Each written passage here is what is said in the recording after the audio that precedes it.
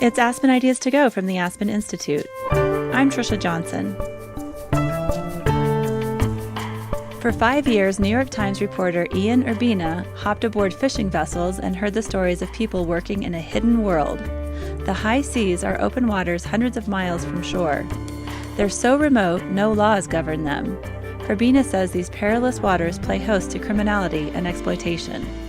The lack of governance and the lack of protections about the people who work above the waterline and the creatures below, I think is a huge problem. Today, he tells the gripping and tragic story of the Outlaw Ocean. Aspen Ideas To Go brings you compelling talks from onstage events hosted by the Aspen Institute.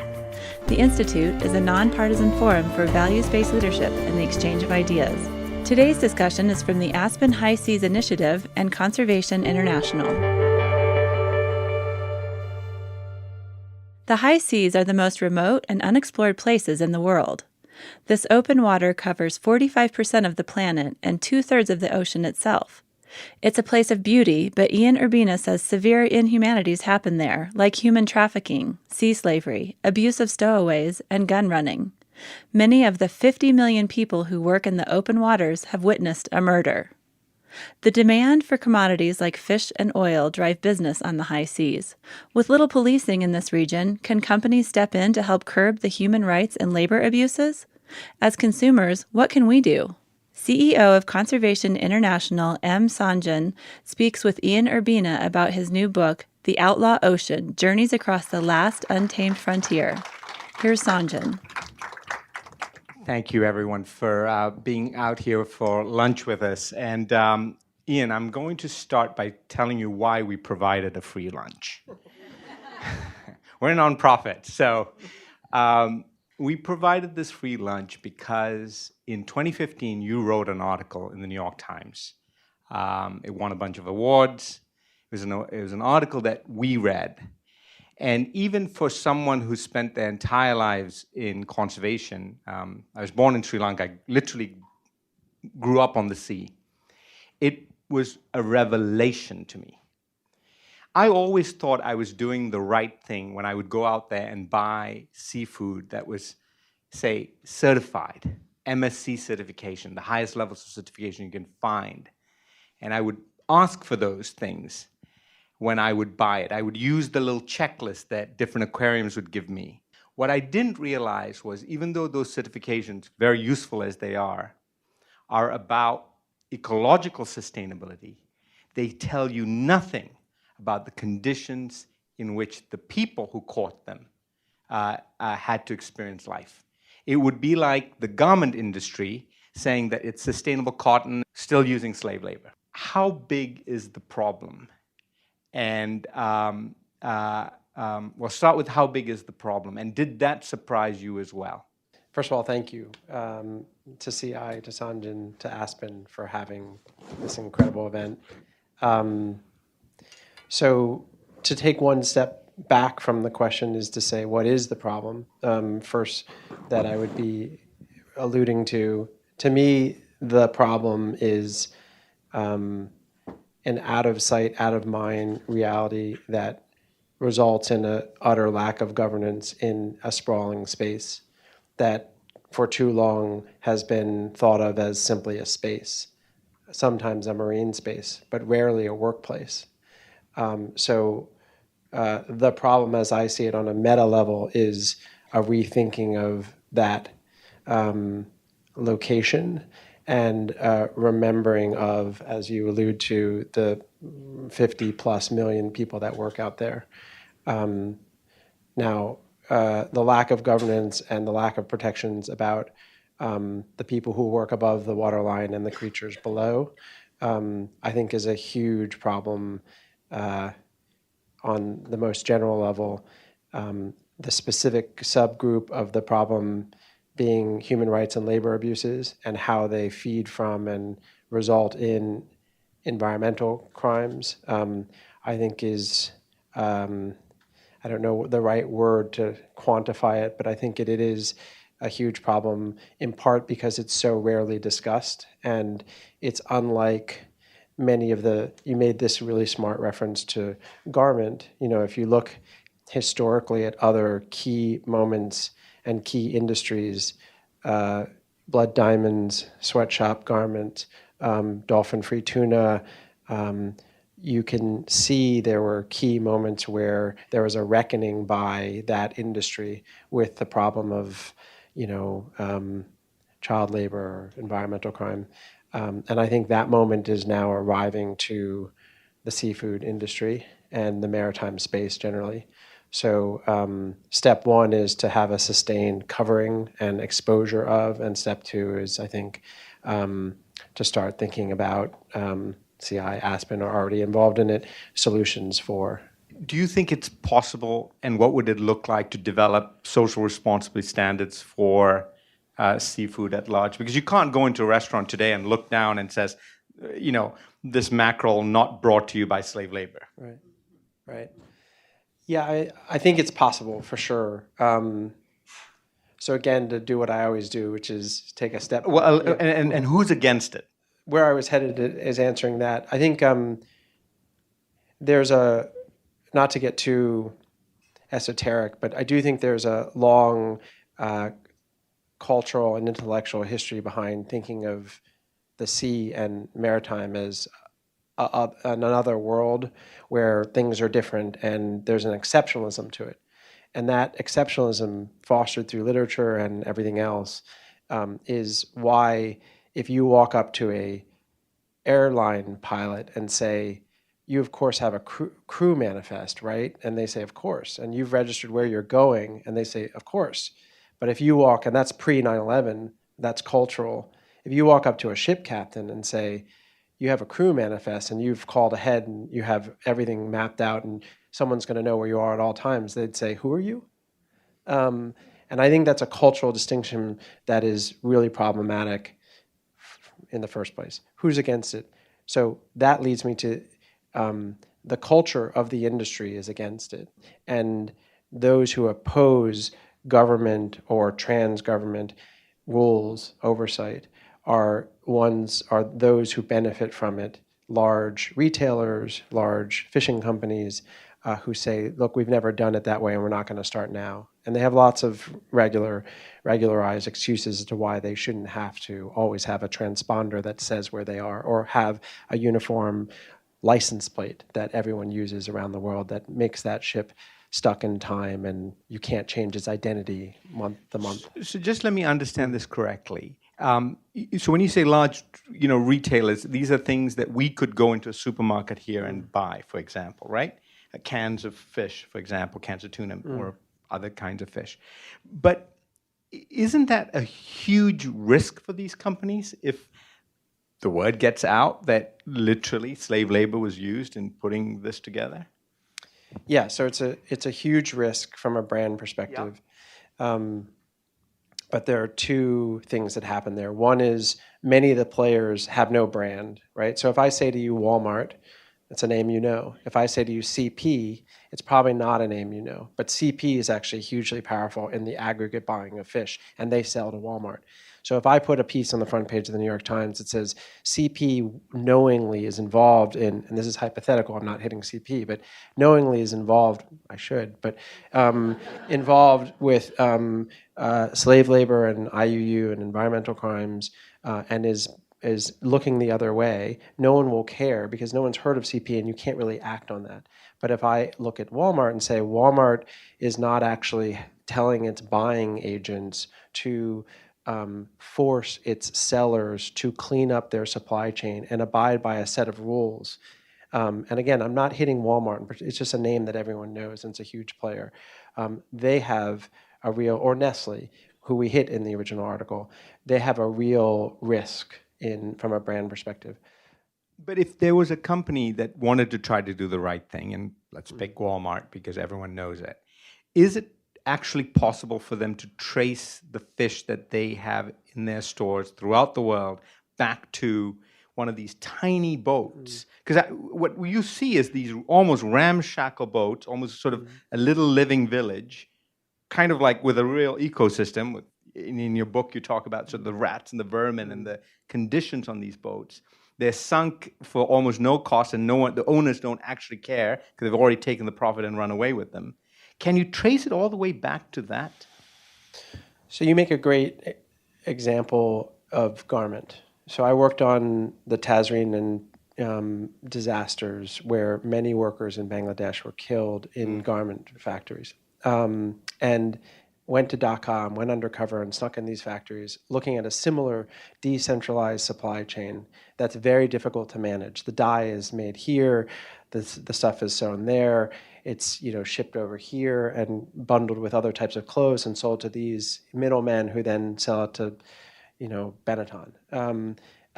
And that's an on-land supply chain, but that's globalized and decentralized and often shifting based on a spot market. Dye is cheaper this week over there. So it is not easy. Now, so cleaning up a supply chain in the globalized moment is not an easy thing. It's not a cheap thing. It's not a fast thing. Now, take it offshore to spaceships that are on the planet, moving through a space that no one governs, that have a ship flagged to one country, captained by a guy from another country, manned by a crew from a third country in international waters and dropping off their cargo in a fourth country. And they're moving. Okay, and the countries where the stuff's getting dropped off has no inclination to mess with the cargo because they're just through. So it's not easy, I get it, but it is utterly feasible. And there are already movements afoot. Port State Control Measure is an example that are attempting to impose these rules. And a player like Walmart could accomplish huge improvements in supply chain monitoring. And to be fair, I think we're working with them on exactly this problem around a couple of the big fisheries that they're involved in, with some progress. So two quick questions I really want to open up to the audience because, of course, we've got this amazing audience here. First question is, I was surprised at something that happened to me about a year ago when I was walking in a harbor in Hawaii with the head of our fisheries program. And he said there was a chain link fence, and there's a whole bunch of little fishing boats out there, not U.S. fishing boats from elsewhere. And he said, look at that boat, look at that boat, look at that boat. Those all have slave labor on it. And I said, that's unbelievable. Why can't we go out and arrest them? We can. We can. I mean, in many cases you can. Can we really? So those boats they're not just docking in places like Myanmar. They're also docking in Hawaii. Yeah, no, in fairness, it's not so easy. It's difficult to check on labor conditions on these vessels, much more so than checking on the documentation that pertains to the fish, partially because of the progress that's been made, helped by organizations like yours, in the environmental front, to impose tighter regulations on environmental concerns, and the lack of progress that has occurred on the labor front generally in all industries, but quite especially in this industry, and quite especially more with fishing boats, because there's this strange exceptionalism about. So many of the labor conventions that exist apply to seafarers, merchant marines, Maersk, container ships, and fishing is exempt. And has long since been exempt from many of those things. So for all of these reasons, it is difficult to get access to the boat and to do anything about the conditions. And the second thing is something you mentioned. You said, why bother reporting it if no one can actually do anything about it? Sort of idea that came out on your film. But these boats are operating on the high seas, but many of them are also operating within the EEZs of the exclusive economic zone of small island nations. So you take a nation like Kiribati, tiny speck of an ocean country, but it's not one, it's a constellation of hundreds of islands. So when you put Kiribati's waters, exclusive waters together, it's big. It's like the biggest ocean nation around. It's the length of the United States. It's not just a high seas strict problem, right? It absolutely affects countries and their ability to manage their resources. Yeah, you're exactly right on that. So 2 weeks ago, I got back from a patrol off the coast of the Gambia, and this was a patrol in which there were Gambian Navy and fisheries officers on board a vessel that was an outside organization. And we boarded and inspected, and ultimately they boarded, I was there, and inspected and ultimately arrested 3 vessels. These were Chinese-flagged vessels with co-ownership with Gambian individuals. The ships were taken back to port, mostly foreign crew, Senegalese crew, Chinese captains, and then the interesting part happened, which is somewhat what you alluded to. Gambia is a poor country, smallest African nation on the continent, and is in desperate need of revenue. And who is investing in bridges and roads but the Chinese? And so while the fisheries officers and the head of the fisheries ministry was really excited about a legit arrest, all of a sudden everything ground to a halt because someone from upstairs, shall we say, in the government said, wait a minute, what are you doing here? Because they got a call. And in fairness to Gambia and whomever upstairs made the call, there's a balancing act always going on, and it's a high stakes one in these poor countries where there's a lot at issue and it's complicated. At the same time, it's a legitimate arrest over a serious crime. Some of them were labor abuses, some of them were fishing abuses. And this is how things get mired in the real world in these very places you're alluding to, often in national waters.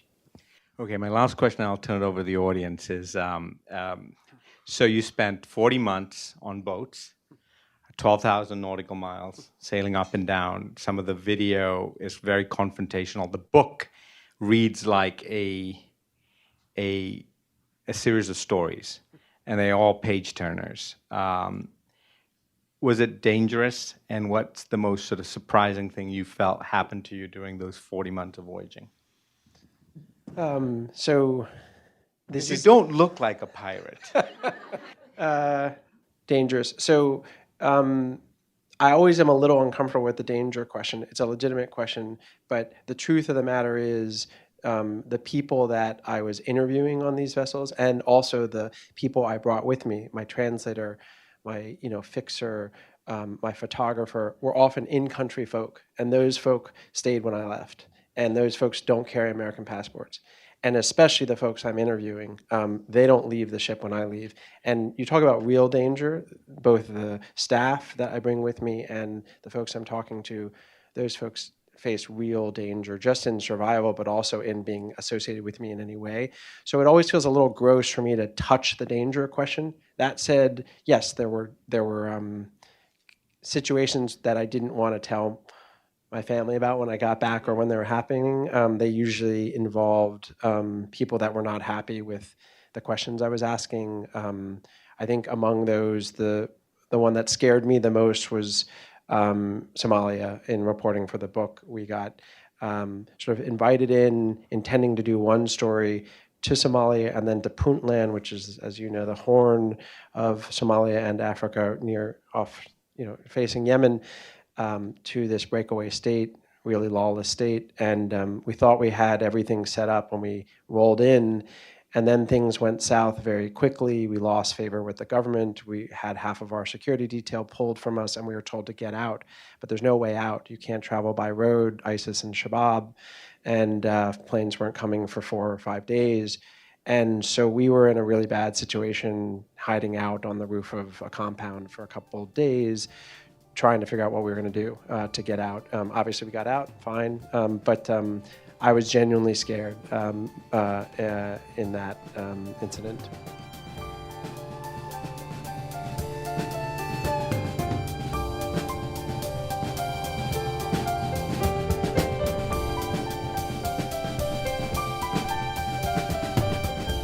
It's Aspen Ideas To Go. Thanks for listening. Our sister podcast, Aspen Insight, is launching its new season with a conversation about vaping. After a dozen deaths and hundreds of cases of lung injury, some vaping companies are shutting down advertising. Matthew Myers is president of the Campaign for Tobacco-Free Kids. He says the vaping product Juul lured kids with its marketing. Since Juul was introduced in 2015, we have seen an extraordinary growth in youth use of nicotine-based products. Since the advent of e-cigarettes, anti-tobacco experts have wondered whether they might help people stop smoking. But are e-cigarettes really any safer than traditional cigarettes? Learn more in Aspen Insight. It's available on Apple Podcasts, Spotify, or wherever you listen to podcasts. Let's return to our featured conversation. Here's M. Sanjan.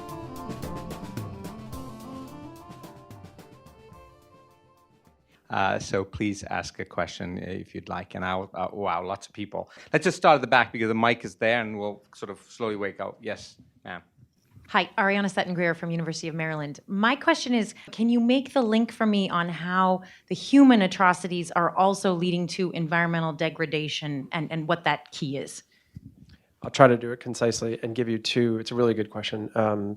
Give you two examples. One is with the environmental feeding into the human rights, and the other is the other way around. So environmental feeding into human rights, the fast short version is you have this situation globally where you have overfishing and illegal fishing, but I'm really fixated on overfishing, licensed, industrial, allowed fishing that is combing the nearshore stocks clean. And therefore, the industrial players and the local artisanal players are having to go so much further out from shore to catch a bare minimum to break even. It's already a low margin line of work and gets much lower the further out you go because fuel is the most important variable cost-wise. And so you start having this dark incentivization, is that a word, to find savings in other ways.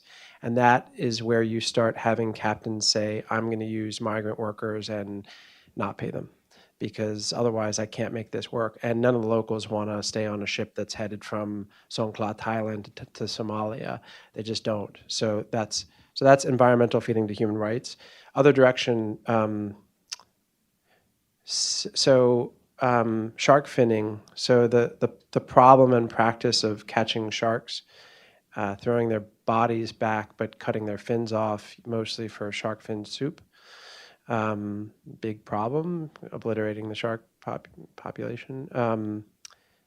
So there's an interesting economic sub-story there in which you have, and I've seen this actually written into formalized contracts, labor contracts, where you have, say, a Taiwanese tuna longliner. Let's say it's leaving from Cape Town and it's going to, Montevideo. It's using a manning agent in Singapore, a company that recruits the guys. It's 30 crew of Filipino villagers, small guys, maybe most of them haven't even been to sea before. Their contract through their manning agent has ridiculously low wages. But it also has a clause written in it that says you can supplement your wages with side work. Okay, side work is shark finning. And what that means is you get on the vessel, and when that tuna longliner pulls in sharks, you cut off the fin, you throw the shark over, and you put the fin in a bag. Then when you get back to shore, those 30 Filipino workers get to sell those shark fins on the black market and subsidize their slave wages. Okay, this is an economic driver of the obliteration of a species, right? And it's partially funneled by the sort of collateral damage of slave wages. So that's the other direction. So social despair really subsidizes these fishing boats to fish to the bottom, and so creates the ecological collapse that you see. You may not be able to do it unless you were using really bad labor practices. Right. Yeah. Yes, sir. Excuse me. As a fellow journalist, if I can get a little meta, can you describe your approach or technique? Did you approach captains? Did you approach shipping companies? How did you get on these vessels, and talk a little bit about technique? Introduce yourself too. So the answer to the question varies per story, right? So how did we go about finding this stowaway who had this incredible experience and was put on a raft in the middle of the ocean and washed up in Liberia? Was a very different story that couldn't have happened 30 years ago, but for the nature of Facebook and online realities and being able to find someone who's homeless but has a phone and has a Facebook page. But I think the real answer to your question is the sea slavery story and sort of how do you get there. So that has a very specific answer.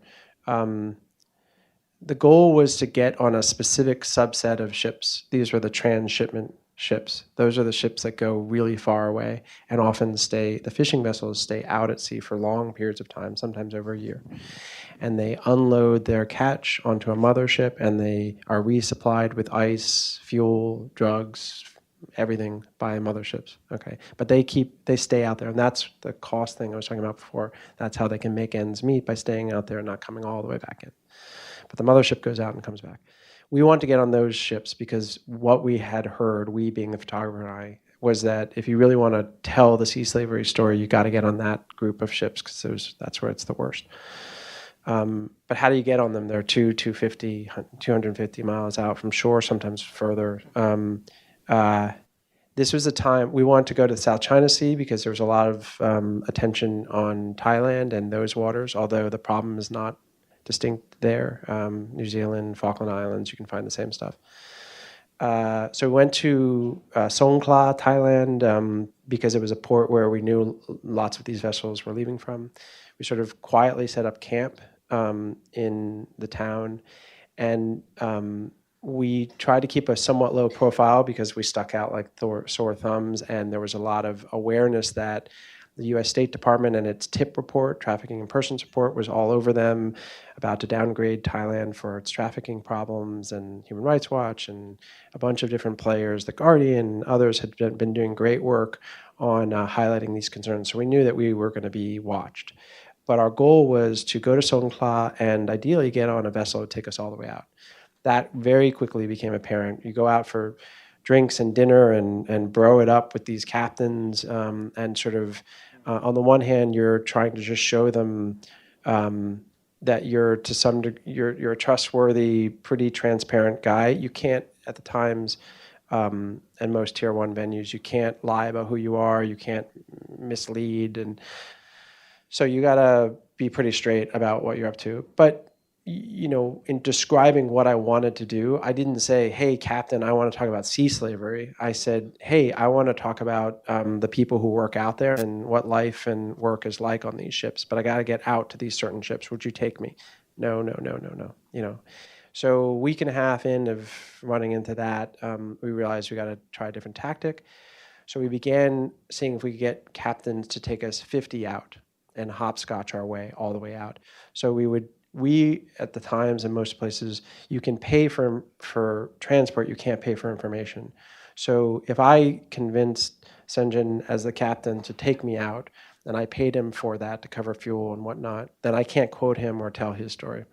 It's fine. But we would convince the captain to take us 50 out, and then also as part of the deal, talk our way onto the next vessel.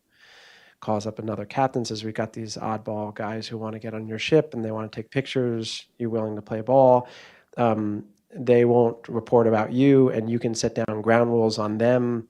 But they also just want you to take 50 more out. And so that's kind of what we did, zigzagging out to 250 or so. Took a long time, couple of days weeks spent getting halfway out and then coming back. And our translator got super young.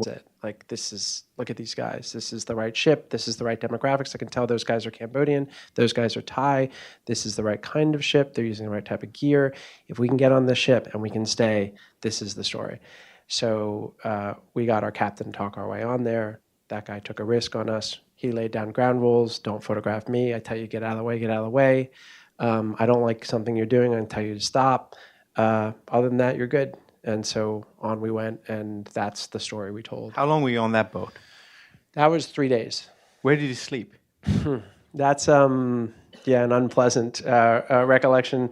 So there's a part in the book where I talk about rats running across us. That's where we learned that hard lesson.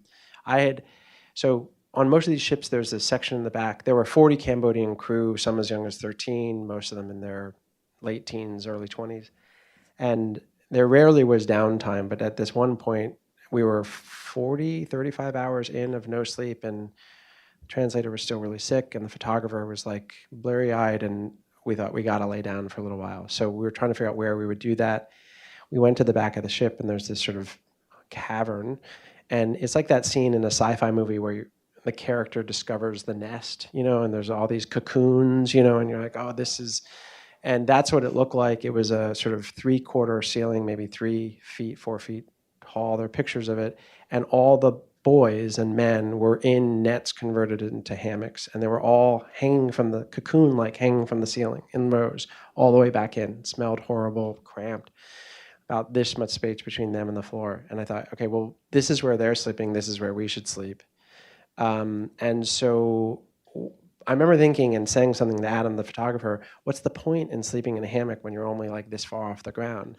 Yeah, I've heard that. Yeah, now I know. I'll never ask that question again. But so we tucked in under there, slept for 20 minutes, and then we were woken up by the answer to the question, which is rats don't bother people in hammocks, but they do run the floor when they have the ability. So, wow. Question up front here.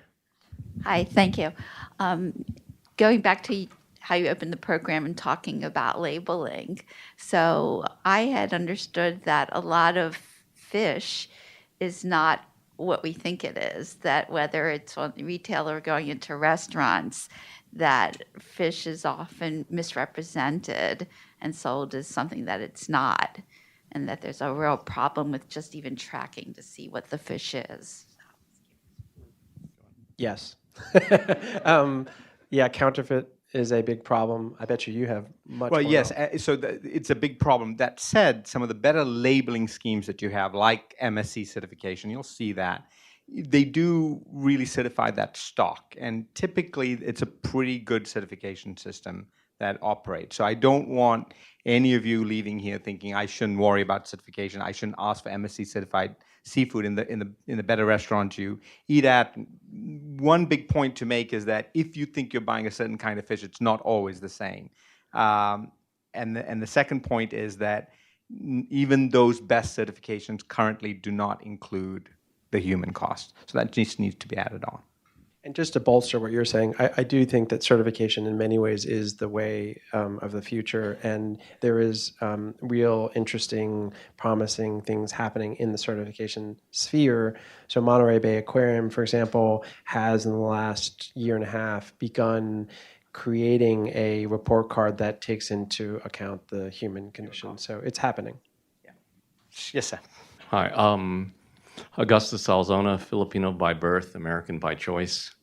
My question is this: in terms of your direct experiences and those of your trusted associates over the years in pursuit of your agenda cause, have you found an increase in the amount of danger from state actors versus non-state actors? You know, the traditional pirates versus the government-sponsored terrorists, whatever you want to call them. And the follow-up to that is, what involvement, if any, do you think the United States military could have in helping your cause or assisting, or at least not getting in the way? So on the state versus non-state actors, I think that non-state actors have always been more prevalent in this space. If you look through history, there's a robust tradition of, buccaneers and mercenaries and, illegal whalers and dumpers and, all these players that I chronicle and attempt to bring into the present have been there for a long time, to some degree more robust than state actors. So I don't personally think that has shifted too much. Your second question, I think there's a lot that governments in general, not just the U.S. government, can do, ranging from, there are already these ride-alongs that occur where the U.S. Coast Guard, for example, puts its officers on foreign vessels, allied countries typically, and train those countries in boarding procedure and inspection procedure and the like. Often those have been motivated historically by drug concerns, anti-drug enforcement, and anti-terrorism enforcement. In my dream world, there would be a desire to broaden that inspection agenda out to include other types of illegality. Why should carrying cocaine be worse than carrying a slave, right, as a crime and as something we're concerned about. So not an easy thing to get into policy, but I think that those ride-alongs could be broadened out. But it's also like important to think of the U.S. government and even just the U.S. military in other ways. So Uncle Sam, the U.S. government, is a major buyer of stuff, huge buyer. In some markets, bigger than Walmart, right? And so as a buyer of things, it can sway the market. So if the DoD, Department of Defense, decided tomorrow that at all the military bases and their commissars, it's only going to buy tuna that is certified in XY way, that would send a ripple through the market as a buyer. And too infrequently do advocates think of the government in these other capacities and other leverage methods that they could use to affect policy. They just think of Senator so-and-so needs to write a law that says such and such. Well, there are other ways to do it. Hi there, Juliet Eilprin with the Washington Post, and thanks for, of course, all the great work that you do. You mentioned, again, at the outset, which of course all journalists know, that we go and we report these stories, and it's really the people we talk to who face the greatest risks. Do you stay in touch through WhatsApp or Facebook with some of these folks, and do you have a sense of whether some of them had their lives improved or gotten worse since you spent time with them? Thanks. It's great to meet you, air quotes, and your book on sharks is amazing. Yeah, I keep in touch with too many of them. They keep in touch with me too much. And that's a challenge that I think all journalists face of how to handle those relationships. I think that there are some isolated individuals that I kept tabs on more than others. So in the original series, there was Lang Long, who was this Cambodian man who had been shackled by the neck and experienced the kind of textbook slavery experience, but in a more dramatic, acute, newspaper-worthy form.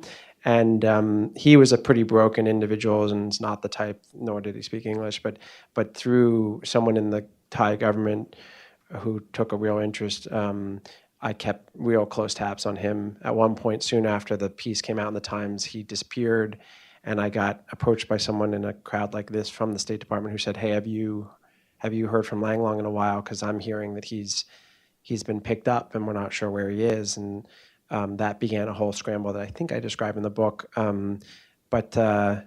So yeah, I do. And Lang Long is someone who I think I can humbly say had his life improved by the reporting. I think the thing that keeps me up at night are all the people that I don't keep in touch with and the people whose stories I use. And I find myself wondering, did I maybe make things worse for them? I'll never know. That scares me a little bit. Yeah, I do try to, it's a challenge. This is more answer than you want, but I'm in a situation with this fleet called the Somali 7, where I'm struggling to put it down because I keep getting new tips every month that the same 40 Cambodian guys are now stuck in Iran, and I feel myself like I have to keep on that, but it becomes an infinite regress. Ian, on behalf of the Aspen Institute, this great audience, Conservation International, and just to sort of, our focus on the oceans is really three areas. One is massively increasing the amount of marine protected areas in the world. We have a goal of about 18 million new square kilometers of marine protected areas that we want to create and or manage in a better way. 20 key fisheries and aquaculture systems we've identified. The Western Pacific tuna being one of them. This is the last buffalo of the sea. I mean, they run in numbers that are unbelievable, in the billion. And we should be able to manage that sustainably. If we can't do that, we couldn't do anything. And the third is blue carbon, which is carbon that mangroves and coastal systems hold, which really could be the silver bullet for the planet. So on behalf of the work we do, this audience is a phenomenal book. Please get it. Please read it. Tell everyone about it. Thank you so much for being here. Thank you very much.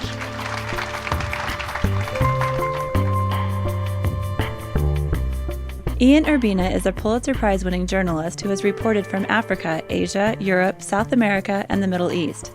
His recent book is The Outlaw Ocean. M. Sanjan is a global conservation scientist. He's the CEO of Conservation International. Their conversation was held in Washington, D.C. by the Aspen High Seas Initiative and Conservation International. Make sure to subscribe to Aspen Ideas To Go wherever you listen to podcasts. Follow Aspen Ideas year-round on Twitter and Facebook at Aspen Ideas. Listen on our website, aspenideas.org, and sign up for our newsletter. Today's show was produced by Marcy Krivonen and me and recorded by our team at the Aspen Institute. The Aspen High Seas Initiative team includes Michael Conathan and Ingrid Irigoyen. Our music is by Wonderly. I'm Trisha Johnson. Thanks for joining me.